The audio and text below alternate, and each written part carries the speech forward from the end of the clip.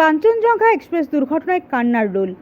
পবিত্র ঈদ উল আজহা উপলক্ষে অনেকেই ফিরছিলেন বাড়িতে, কেউ বা আবার বিশেষ কোনো কাজে আসছিলেন দক্ষিণবঙ্গে।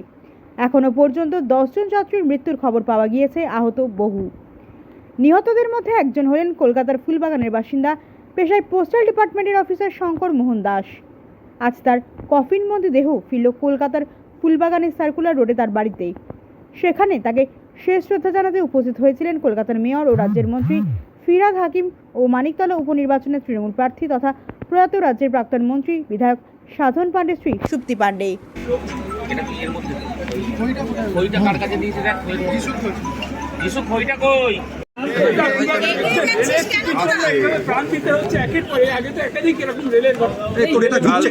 মুখ্যমন্ত্রী মমতা বন্দ্যোপাধ্যায় বলেছেন অভিভাবকহীন রেল, অর্থাৎ তার আলাদা বাজেট নেই,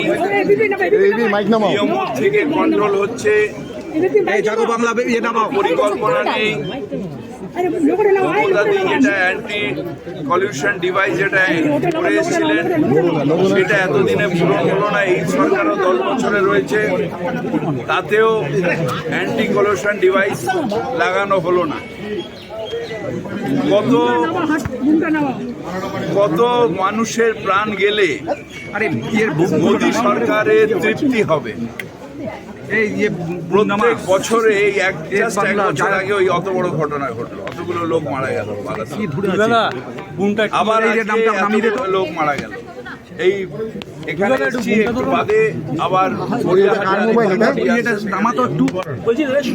কত এই সুরক্ষা অ্যান্টি পলিউশন ডিভাইস, ওরা যেটাকে কি বলে যেন এখন নাম দিয়েছে নতুন নতুন, সেটা 10 বছরে করা গেল না সারা ভারতবর্ষে।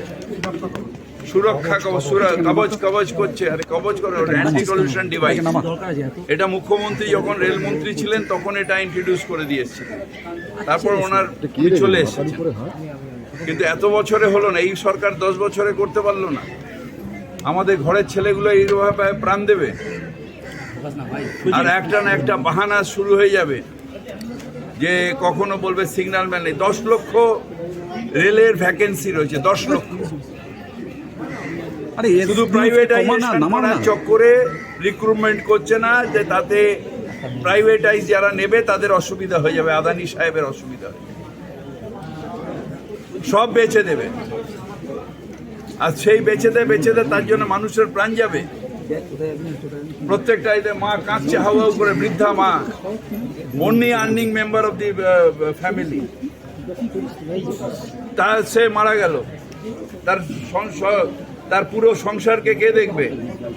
রেল তো 2 লাখ 5 লাখ টাকা দিয়ে খামতি হয়ে যাবে, তারপরে সারা বছরটা সারা জীবনটা এইসব মানুষের খানা দেখবে।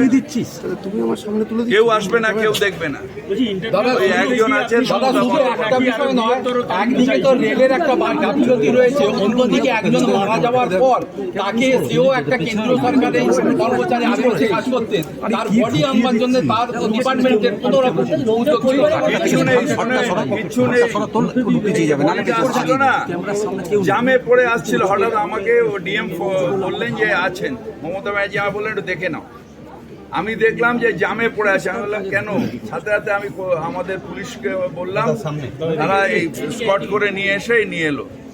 কারণ রেলের একটা অফিসারও নেই যে বডিগুলো তুলে দেবে, সেগুলোর ব্যবস্থা করবে, একটা অফিসারও নেই। পোস্টাল ডিপার্টমেন্ট এরা ডিসপ্যাচ করে দিয়েছে বডি, তারপরে তার টাকা কোথা দিয়ে আসবে, কি আসবে, কোনো দরকার নেই। পরে ক্লেম করলে নাকি পাবে, মানে। আর আমি বডিটা আসছে ওইখান থেকে আমরাই কনভয় করে নিয়ে আসবো, আমরাই করে নিয়ে আসবো। রেলকে দয়া করে, অনেক প্রাণ পেয়েছো, আর তোমায় কিছু করতে হবে না।